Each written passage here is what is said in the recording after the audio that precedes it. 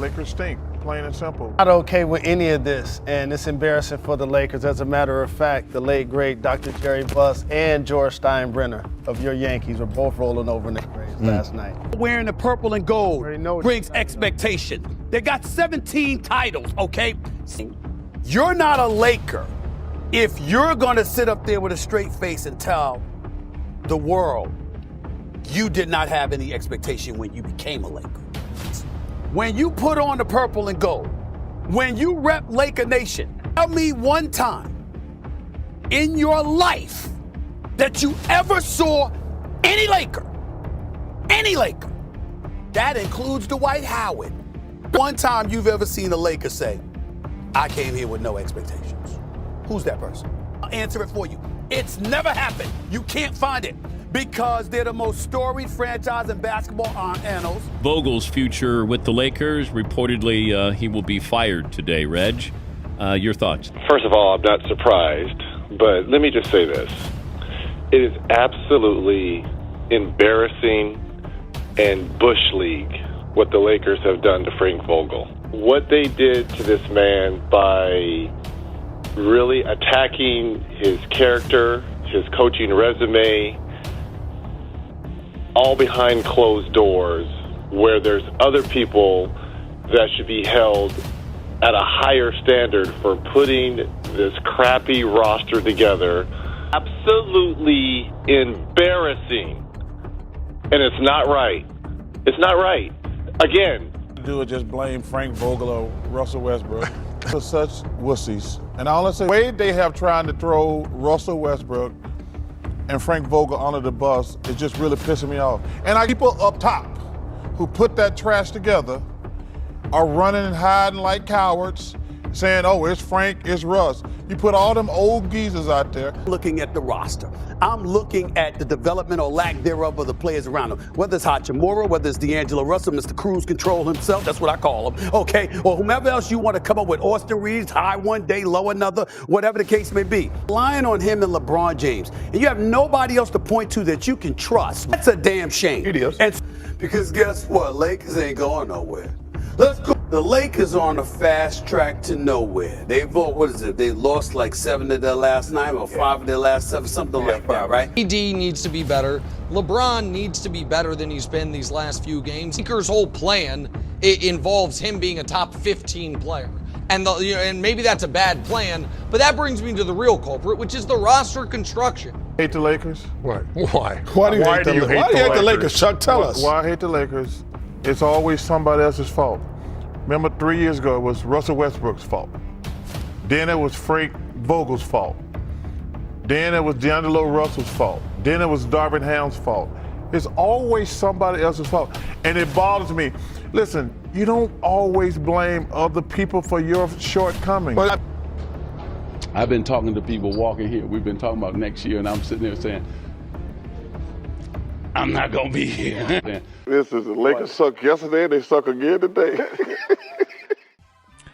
Many are starting to wonder whether or not the Lakers as a contender in the Western Conference is a thing of the past. If true, the ancient humanity game called the blame game begins. Is it LeBron's fault? Has the father time finally tripped up the king in his pursuit of 5 illustrious rings? Is it AD and his inability to effectively carry the Lakers as LeBron passes the mantle over to him? Or perhaps it's JJ Redick and his inadequacies as a rookie head coach to galvanize the Lakers to the top of the Western Conference with the likes of OKC, the Rockets, and the Grizzlies. Then again, it could be Jeannie Buss. She is completely missing the mark on carrying the Lakers' legacy deep into the 21st century like her visionary father did in the 80s. Did you notice something? I failed to mention one name. He usually is never mentioned in the downfall of the Lakers. He has the elusiveness of a James Bond villain, seldomly questioned either. That one individual. It's Austin Reeves. Psych, I'm just playing. It's Rob Pelinka. Rob Pelinka is single-handedly and unequivocally becoming the Brian Cashman of the NBA. very ominous with his responses, allowed to work from the dark, and not faced with the scorning hot seat that many other NBA GMs have to face. Ladies and gentlemen, say hello to the man that evades accountability, Rob Pelinka. Curry steps back. Bang! They do have a timeout. Decide not to use it. Curry way downtown. Bang! Bang! Oh, what a shot from Curry! We don't need to do a crazy backstory for Rob Pelinka, but understanding his story helps piece why Rob has secured one of the safest jobs in basketball. Rob had hoop dreams in the past, playing with the Michigan Wolverines during arguably the greatest stretch for Michigan basketball. You know the stories, the Fab Five. Well, if they were crowning the Fab Five, Rob was serving as their helping hand off the bench for that impressive team led by Steve Fisher. Although injuries played a part into his stunted growth as a formidable prospect for the league, it was an agent, Arn Tellem, that changed the trajectory of Rob's career and propelled him into a sports agent career. Remember that name because he's a pivotal piece in putting this all together. Rob went on to pursue his newfound dream under the tutelage of Arn Tellem. Rob went back for his post-grad studies and went on to take his bar examination in '96 and joined a law firm called Meyer Brown. Some of their main practices being conducted in litigation, capital markets, real estate, fund formation, and finance. He remained with the firm for 2 years before the phones rang and a new opportunity arose for Rob. This one in the form of a lawyer role with SFX Management, now part of the Weismer Media Group. They had premier hot high school talents signed like T-Mac, Eddie Curry, and Kobe Bryant. Here, he finally gets his shot at being an agent. Well, you remember that name I said to recall? Yeah, Arn Tellem. Well, he convinced Rob to join SFX, and Arn at the time played the NBA like a fiddle, and getting his prized jewel at the time, the late great Kobe Bryant, to the Lakers. Lakers fans, please remember to thank Arn and another late great, Jerry West, for all of the good times in the early 2000s. Through this time, and well earned and deserved, Rob began to start representing Kobe Bryant. He, even to his last day on earth, remained a close friend to the late great Kobe Bean Bryant. Also, something you need to remember for later in the story. Rob now goes and branches off and creates his own agency, the Landmark Sports Agency. Rob, known to be an agent that cultivates long and lasting relationships with his clients, was able to garnish a client list with the likes of James Harden, Andre Iguodala, Eric Gordon, Andre Drummond, Carlos Boozer, and Buddy Hield, even Kevin Durant at the time. Now, to piece everything together, Rob's connections and ability to build relationships, none more important than his with Kobe, propelled him to his next venture, which was the GM of the storied Lakers franchise. Lakers, they made it official today, naming Rob Pelinka as their new general manager. Pelinka is a former sports agent, most notably representing Kobe Bryant, and will report directly to President of Basketball Operations Magic Johnson. I hope you have your popcorn ready, because this is where the story starts to turn. Now, since you got the history lesson on Rob, we now have to discuss how Rob became the most conniving personality in basketball. The Machiavellian nature of the alleged backstabbing of Magic led to Magic resigning. What the hell happened? Why did you resign from the Los Angeles Lakers? Start hearing, Magic, you're not working hard enough. Magic's not in the office. So people around the Laker office was telling me Rob was saying things. Rob Pelinka. Rob Pelinka, and I didn't like those things being said behind my back, that I wasn't in the office enough and so on and on. But when you allude to the backstabbing, was it Rob Pelinka that you're talking about? Is it Rob Pelinka and other people within the Lakers organization? Just Rob. I think that now, not just in the Laker office anymore. Now it's in the media and so on. And these are people you trust. Exactly. Guys calling me saying, you better watch out for him. And then what was crazy was, when I took the job, you know how many agents called me and said, you got to watch out for him. This resignation propelled Rob into the helm of Vice President of Basketball Operations and remaining under the tag of GM as well. Rob got what he wanted. Rob then led the Lakers to their first championship since 2010. We know it was the bubble, but nonetheless, it was a championship. But the team he assembled was impressive. That offseason, he was able to bring in the impactful free agents like Danny Green, DeMarcus Cousins, KCP, JaVale McGee, Quinn Cook, Alex Caruso, Jared Dudley, Rondo, Avery Bradley. You can't forget Dwight, THT, and Kuzma. If I'm being honest, this is probably the most impressive offseason of roster construction we have seen in the last 10 years.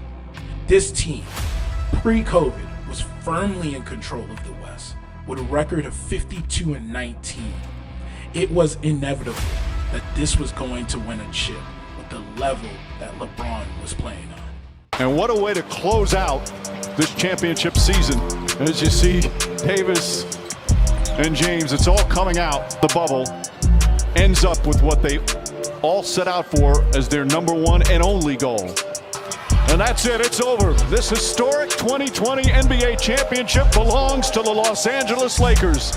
The Lakers conquer the bubble, and banner number 17 will soon hang in the rafters.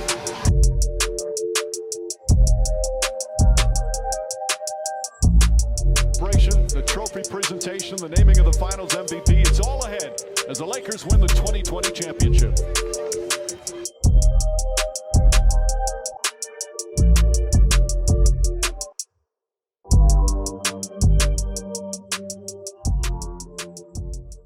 But since that championship, it seems like Rob Pelinka decided to put down the controller on this franchise. The storied brand of the Lakers since the bubble looked, for lack of a better word, normal. Posting a pedestrian record of 184 wins and 163 losses as of the start of this season. Some will say, this is still above 500. Like, what are you complaining about? I agree with you on that. But let's use their furious rival, the Celtics, as a litmus test. The Celtics have a record since that same exact time of 223 wins and 120 losses. Yet, when we look and cast blame for the Lakers' shortcomings, comically, we go first to coaching. With each firing and hiring, we only see Lakers become more and more experimental with their decisions on who to hire. Also, we cast blame on the supporting cast of players on the Lakers roster. Players like D'Lo, Spencer Dinwiddie, Kendrick Nunn, Taurean Prince, Gabe Vincent have seen and taken a lot of the blame thrusted upon by the media and the fan base. Although some of this is warranted, but the ire should be cast to the front office, more specifically Rob, for this team construction. But seldomly it is even mentioned. Not to mention the countless misses the Lakers have had in recent years in free agency. Notable ones being DeMar DeRozan, Klay Thompson, and even PG. All hard blows, being that they all either have a connection to the city or a personal connection to the team. A man that was once renowned for his relationships now is his weakness. Because of the relationships he's damaged with other GMs and players around the league along the road. free agents don't want to come to the Lakers, and it's really, really sad. Rob Pelinka hasn't been very good at I don't know what's up with the dude, man. It's obviously we knew that he was an agent, and people have spoken about him being an agent, how he used to be a snake and how he used to snake people and stuff like that. And the fact that he doesn't really have a good relationship with a lot of the GMs in the league. A lot of people know about him and know about his personality. He hate Magic out of the organization because Magic ended up having to leave. He was trying to take Magic's job. He was envious of Magic, so he was snaking and doing snake shit. Rob Pelinka, again, an ineptitude. The last 5 guys the Lakers used their mid-level exception on, which is the only move they have when you don't have free agency money, all of them are out of the league, except for Gabe Vincent, who's the worst player on the team. I know I'm always, pounding the, hey, what does Rob Pelinka do around here, Bell? But I'll do it again. Sadly, this looks like the Lakers will be stuck in this situation for some time, it seems. And it's sad to see this because the man literally got a lifetime job with the Lakers because he was Kobe's guy and Kobe died. So he literally got a lifetime job with the Lakers because Jeanie Buss is never gonna fire him. It's the most ridiculous thing ever, man. And this guy has been inept in so many ways.